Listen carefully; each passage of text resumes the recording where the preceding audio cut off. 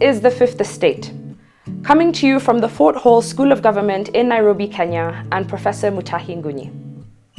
This Sunday, we will write a letter to Raila Odinga, the Enigma.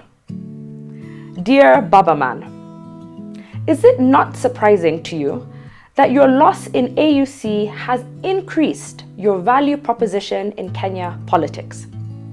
Did you expect this? Did you expect to emerge from the bad news at AUC stronger? And does it also surprise you that the Wamunyoros of Nyeri celebrated your failure at AUC in bars and brothels? And they did this for no good earthly reason, because they will not vote for you at AUC or in Kenya anyway. Now, the Wamunyoros want you to join their Greenhorn village chief to liberate Kenya. They want your mandomano skills because they have none. Yet, they will not vote for you in 2027 or anytime soon. Does this logic insult your intelligence, the way it insults our national psyche as a proud nation? Dear Baba Man, you delivered the second liberation of Kenya in 1991. Now, you must deliver the third liberation before you retire. You must liberate the nation from the dominant notion that Kenya is a political colony of Kikuyus. Period. And by Kikuyu, we do not mean a tribe. Kikuyu is an attitude of political supremacy, privilege, and entitlement grown and groomed for over 60 years. We have nothing against the Wamunyoro nation and its current confusion. Dear Baba Man, here is your last assignment before you retire. Kenya has 25 million registered voters, yet a small block of 6 million voters from GEMA has colonized politics since independence. Why?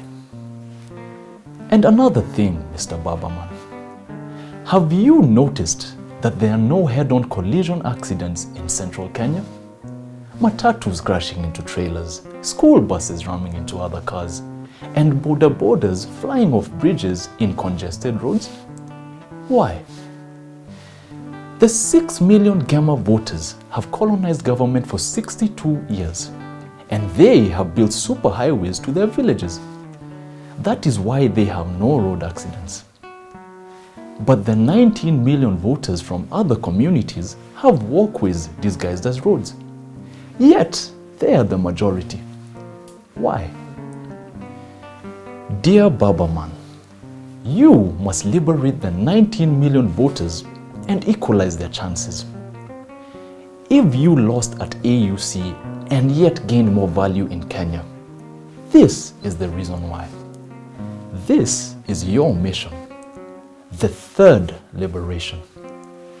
A liberation that includes the 19 million voters as beneficiaries of government privilege.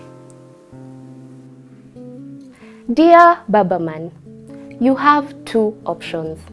One, to join the Wamunyoro Alliance, knowing too well that they will not vote for you, and knowing too well that this will only continue the bondage of Kikuyu hegemony.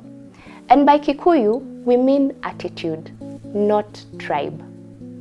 Your second option is to organize the third liberation of 70% Kenyans, and it can be done.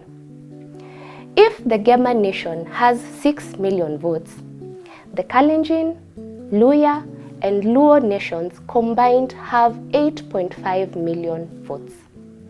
The Somalis are 1 million votes. But given their rate of popping babies and the manipulated census by Uhuru, this could go to 1.5 million votes. This brings us to 10 million strong.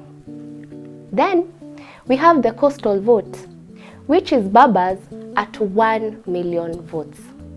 This gives us 11 million votes. And of course, there's another 2 million votes categorized as others. If you take 1 million of this, you will be at 12 million strong. With this support base, Raila can change the course of country in favor of the dominated 19 million voters. But there's a question here. Should Baba run in 2027? In our view, if he runs, these numbers will change. If he supports Ruto, the third liberation will happen. But wait a minute. It is not as neat as the numbers show. Dear Babaman, there is a voter bloc known as Gen Z. And ironically, they are as huge a constituency of voters as Kikuyus. How will you deal with this wildcat to deliver the third liberation of the 70% Kenyans? To be honest, we have no idea. But when in doubt, you must always refer to the Moi cookbook of politics. For starters, if you cannot convince them, confuse them. And when confused, these Gen Z will go back to their default settings, which is ethnicity. We say so because Gen Z are a class in themselves and not a class for itself. They are an accidental, chaotic aggregate with no stream of political consciousness. They are like a bag of potatoes that cannot act together. In our view, from a standpoint of class theory, the Gen Z voter is at the core an ethnic voter, at least for now. This means that the 12 million strong vote that Babaman and Ruto can marshal is doable without worrying about the Gen Z wildcard. But we could be wrong on this. Dear Baba, this is your last mission to liberate the 70% of Kenya. And your vehicle is Ruto.